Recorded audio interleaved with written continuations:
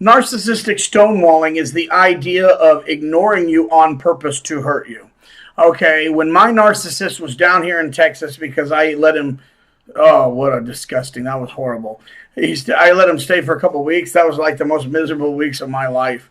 This guy would never get out and do anything. He became lazier and lazier. He'd sit there on the classical guitar playing the same thing over and over again, worse each time because he was always getting drunk, but yet in his nutty mind he thought he was doing well.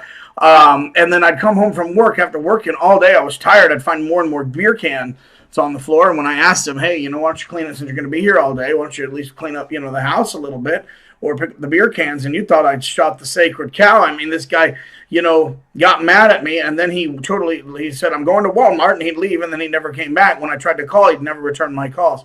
He didn't even have the decency to return my calls. I was checking on him. I was trying to make sure he was okay. But that assumes, again, that the narcissist is a friend. The narcissist never saw you as a friend. They don't have friends. They can't have friends. They don't understand. That whole concept is foreign to their screwed up noodle.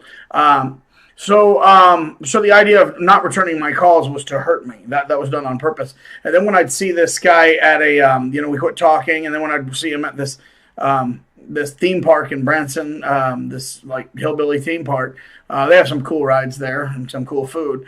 Really nice place. I'll tell you about it later. I'd see him, and even though we weren't talking, I thought I'd at least have the decency to raise my hand and affirm his humanness, and of course he didn't, he just didn't even raise the hand because I'm so inferior. So what he did is he looked at me and walked on. I'm so superior. At the same time, it was kind of funny because the guy was dressed like a hillbilly. He was working in a petting zoo shoveling goat crap for a living. So basically animals would crap and he would shovel it up and put it in a little bucket, but yet he thought he was superior to God himself. That's how deluded these nutbags are.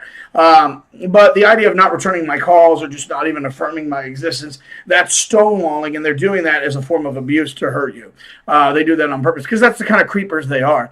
I've explained what creepers they were in my other video. So anyway, when the narcissist will create chaos and they will hurt you on purpose, they'll say all these abusive things, and then when you turn around to defend yourself, they'll either gaslight you or they'll stonewall you like you were not even worth. They're trying to deny your humanity because again, they've never seen you as a human. They see everything as an object. But don't sociopaths, don't psychopaths. That's the way they think anyway, and they're just one at a long line of those freak shows. So narcissistic stonewalling is the idea of just completely ignoring you on purpose. Ignoring you, not returning your calls, not affirming your existence. You could sit right in front of them and they were just like, I will not have it. But that's because they're screwed up. It has nothing to do with you. They're free. They do that with anybody. Didn't matter. Like I said, it's my analogy. It's like a bull. When a bull attacks, it is an abusive technique. An angry bull will attack whatever's in the ring with it. That's why you go no contact. You get out of the ring, you're not available to them anymore, but then they'll just go attack somebody else. It's whatever's in front of them. So when they gaslight you or they project on you or they project their own crap on you, like calling me schizophrenic, come on, dude, this guy's weirdo, And I mean, yes, I talk fast. Sometimes I switch sentences. That doesn't mean I'm schizophrenic. Obviously, this monkey's never done the, diagnosis to the DSM-5 or actually studied it.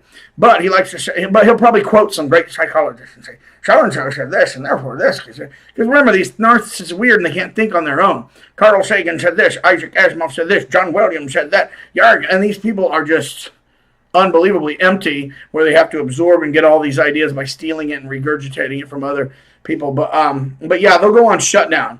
If you don't give the little spoiled baby what they want, they will. I will not talk to you. I will not return your calls. I will hurt you. That's what they do.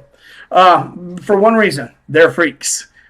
And they know they're freaks. That's why when they write you and go, you are a freak. They're projecting. They are freaks and they know they're freaks. So stonewalling is just like a childish technique where the little boy says, unless I get my cupcake in my movie, I won't talk to you, mommy. Nope, I can't hear it. La, la, la, la, la, la, la. That is literally the mentality of these dipwads. All right. Anyway, have fun. Have a great day, guys. And the stop button.